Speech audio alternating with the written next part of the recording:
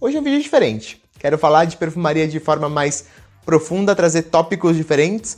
E se você quer aprender um pouquinho mais sobre o perfume, esse vídeo é um vídeo para você. Então a primeira coisa que eu quero falar para vocês é explicar o que é perfume, né? O perfume, ele basicamente é um composto, né? Ele é composto por 3 matérias-primas, vamos dizer dessa forma. Ele é composto por água, por álcool e por essência. Quando as pessoas falam que existe fixador, que existem outras coisas, isso é um pouco fake news, mas eu vou falar disso mais pra frente. Mas basicamente, a estrutura de um perfume é sobre água, álcool e óleos essenciais, né? Essência aí misturados todos numa coisa só. A perfumaria, ela começa assim há muitos anos, né? 2000 anos antes de Cristo, a gente tem os primeiros vestígios, né, sobre perfumaria. Isso começa lá no Egito Antigo. E assim, como eu já falei algumas vezes, perfume, né, significa pela fumaça, perfume, né? E enfim, é pela fumaça mesmo. As pessoas, elas queimavam folhas, flores, óleos essenciais, enfim, e se perfumavam pela fumaça. Então isso começa, como eu disse, lá 2000 anos antes de Cristo, né, no Egito Antigo. E é muito engraçado porque o perfume sempre foi conectado de alguma forma com nobreza. Então lá, 2000 anos antes de Cristo, tipo lá no Egito Antigo mesmo, as pessoas usavam perfume naquele calorão para se refrescarem, né? Então eles usavam coisas mais herbais e coisas mais nesse sentido. E é muito legal porque quem usava perfume era a nobreza. Então as pessoas dos mais altos escalões, né, enfim, do Egito, elas usavam perfumes e isso identificava. Isso foi se massificando de alguma forma.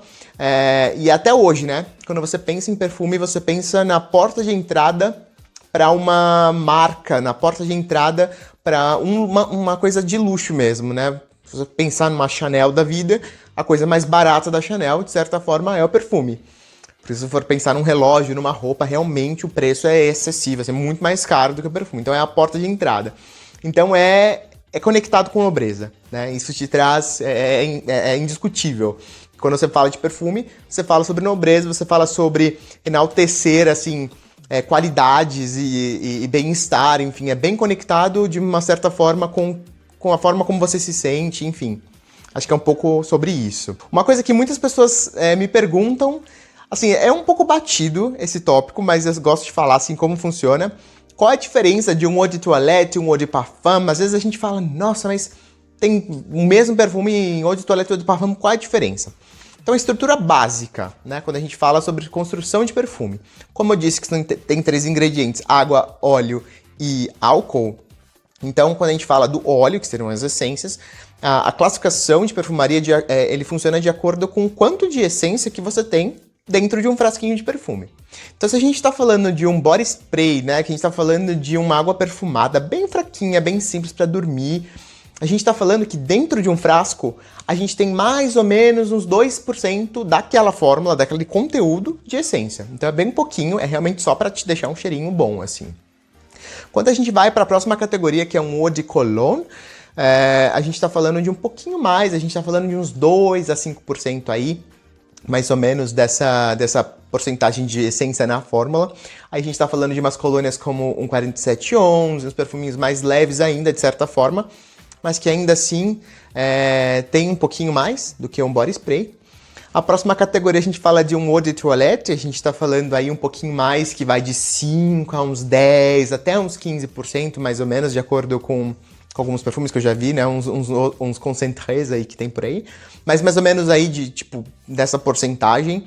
Aí então a gente tá falando de um perfume um pouco mais encorpado.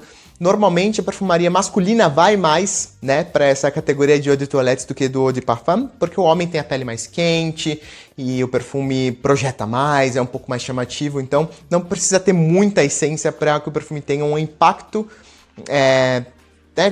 enfim, com que ele traga a experiência de um cheiro bom.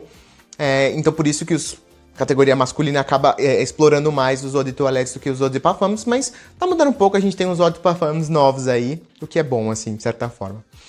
Indo pra próxima, o eau de parfum, a gente tá falando de uns 15, 20%, então a gente tá falando de um perfume mais concentrado, que realmente, às vezes, quando você espirra na pele, você vê até um pouco mais oleoso. Então ele realmente tem mais essência e o perfume normalmente, né, tem uma duração um pouco maior. E aí a última que a gente fala, e aí depois a gente fala dos Pure Parfums, mas que a gente considera como um perfume mesmo, seria de uns 20 a 25% de óleo, né, de óleo essencial, de essência na fórmula. Então realmente é um perfume bem forte. Na minha coleção toda, na minha história de perfumaria, tive um único parfum, que foi um Terre d'Hermès, e ele era um frasquinho desse tamanho, e ele era super concentrado, assim, você usava uma borrifada e ele durava, assim, muitas horas. Então, quando a gente fala, começando de um body spray lá, de um splash, até um parfum, do mais básico, eu diria que dura entre umas 2 horas, até o mais concentrado, ele dura de umas 8 a 10 horas, né? Claro que isso varia muito, tem perfumes eau de toilette que duram 10 horas, então depende muito, mas mais ou menos de uma forma de classificação dura assim, nesse sentido. E para terminar, falando um pouquinho do meu lado mais nerd aí, né? Pra quem não sabe, eu sou engenheiro químico de formação, então realmente super curto essa história de moléculas e tudo mais.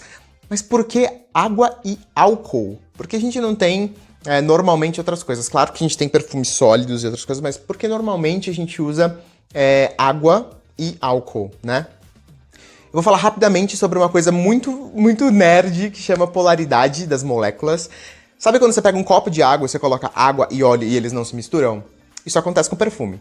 Então a água, na verdade, ele é um bom veículo para você ter, enfim, para não causar danos na pele, enfim. Mas a água não mistura com o óleo, né? De certa forma. Então o que a gente precisa? De um componente que meio que conecte todas as coisas e que faça com que o perfume fique bem equilibrado. E aí a gente tem o álcool, que não é uma molécula polar, né? Ele não tem uma coisa que dissolve. Ele, na verdade, ele tem 2 sentidos de polaridade. Então ele tem uma coisa que dissolve a água e uma parte da molécula que dissolve a essência. Então ele meio que conecta as duas coisas. É uma molécula, tipo, que tem dupla função, né? Então é como se você tivesse um ímã, que você tenta aproximar o ímã e ele não mistura de jeito nenhum. E aí você vem com alguma coisa que, pluf, faz todo mundo se unir ali.